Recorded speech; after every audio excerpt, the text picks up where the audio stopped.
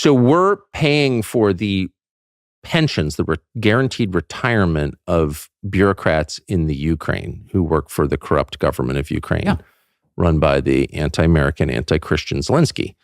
We're paying their retirement. We're paying the civil servants of Ukraine. The whole government. Yeah. Everybody. But we're paying for businesses in Ukraine to stay open. Really? Yeah, I'm almost, I got to go back to my notes, but I had a piece a while ago about this, and I keep notes every day for my radio show, and I remember I shared this on the air, that we were paying, I think, subsidies to keep small businesses open in Ukraine. So yeah, we're paying for everything. It's so grotesque, it's hard to metabolize it. But you drove through our own country in the last 2 weeks, and you see people who don't have patched roofs. Yeah. Yeah.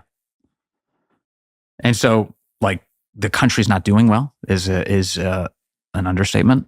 And there's lots of people who are suffering. And that's why, we kind of glanced off of the economic discussion earlier, but I really think it matters that we are at a point right now where the country is at over $1 trillion in credit card debt. This is a record. We've never had this much credit card debt in our nation's history.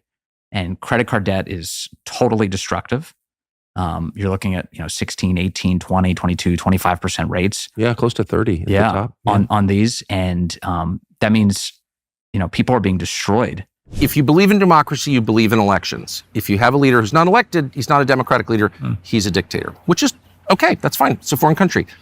I wouldn't call any dictator magnificent just because it seems a little How could Zelensky have an election in the middle of a war, out of interest? I don't know. How did Franklin Roosevelt do that in the middle of the Second World War? How did he do that? Because no one had invaded America. Okay, well, but how about the people could actually vote? Well, there are people, you've got half of Ukraine. People making billions of dollars half in of Ukraine business in Kiev today. Yeah. How about the non-occupied parts of the country? Just make a good faith effort to have an election.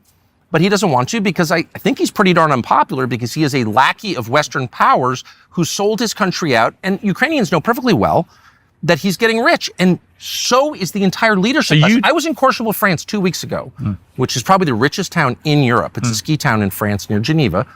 And everybody at the Hermes store was Ukrainian, using my money to buy $100,000 handbags. Nobody seems to care about that. I care because that's not freedom fighting. That's grifting. That's theft. And everybody in Europe knows that. And you know that too. Go to Romania. All their, high-end car dealerships are sold out because Ukrainians have bought the cars. So to be clear, what the hell is this? Zelensky is wildly unpopular. There are press gangs to take people to the front. People are without hope, and the casualties are enormous, and the corruption is enormous. And imagine sending your child to the front knowing all of this. As you know, I represent the Ukrainian Orthodox Church, so our parishioners go to the front while their churches are being stolen back home, while parishioners, elderly parishioners and priests are being beaten. And what I've always said to people who defend Zelensky is, all his numbers are complete fabrications. If he was popular, if he was trusted, he wouldn't have destroyed the press. He wouldn't be jailing and labeling with treason charges political opponents. And there would have been some control on the corruption. I mean, the courts are impossible. It's a police state. The SBU, the secret police, run and intimidate everyone and everything. And yet the Western press has blockaded this story. The dishonesty of some of the people that are reporting from Ukraine is astounding. I've never seen anything like it. I've been involved with cases involving wars and disputes, but the absolute lying and the games that our papers are playing. The Wall Street Journal, for instance, barely has an op-ed that doesn't laud Zelensky. You never get reality about what's actually going on in the presidential administration. You get no coverage. There's a law, 3894, to destroy the Ukrainian Orthodox Church. No law has been passed like this in Europe since World War II against the Jews. There's no coverage. The argument when I say to the press, how can you do this? How can you not cover people talking about religious cleansing who are members of the Ukrainian parliament.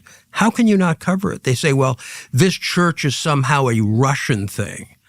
As I've told you, we have reached a point where this narrative, the Zelensky narrative, has been accepted, and our people simply don't challenge it. They fall to it, and it's really been down to the new administration to put a pin in that balloon. The U.S.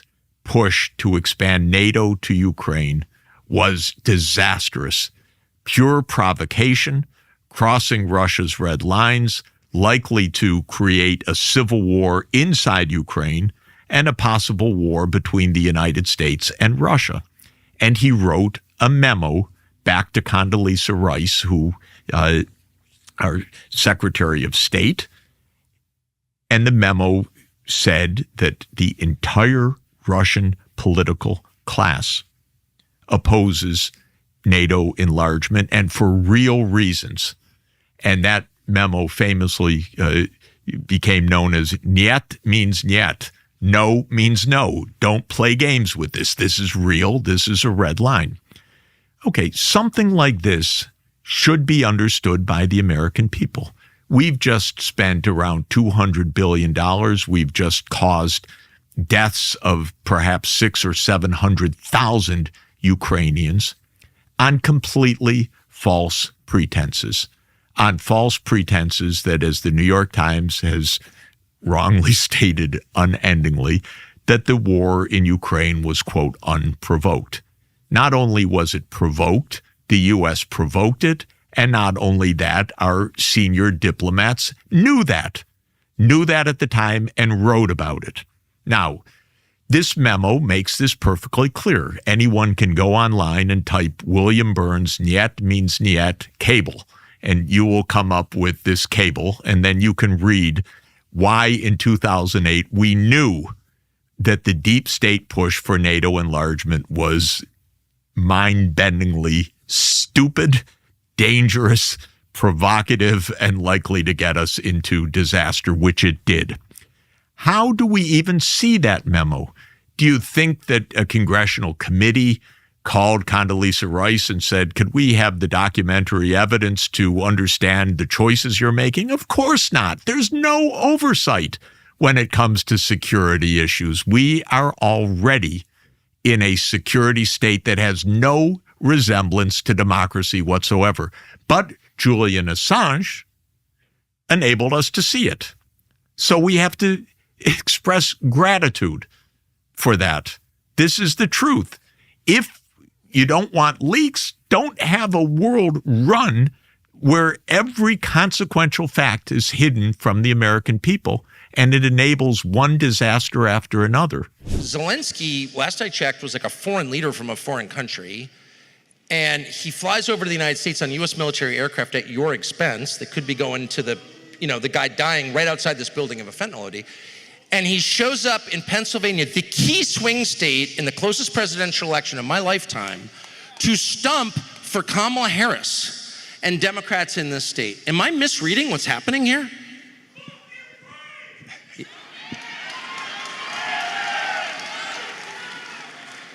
Tucker, the only thing that I would add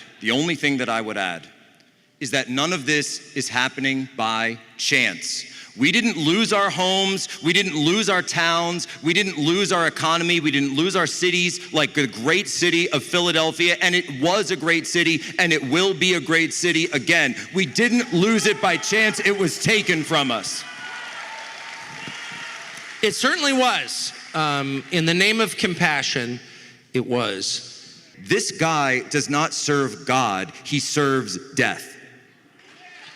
Well, I mean, kind of by definition, without even getting the whole Ukraine thing, I'll just bottom line it and tell you, if you don't already know, you've been lied to. There was never a chance that Ukraine was going to beat Russia, whatever you think of it. I don't even have very strong feelings about it because I'm not from there. I'm from the United States, but Russia's 100 million more people. It was always going to end, as it has, in the deaths of an entire generation of Ukrainians. It's the saddest thing I've ever seen. Zelensky has changed the law, so now foreign companies, Kamala Harris donors, can buy their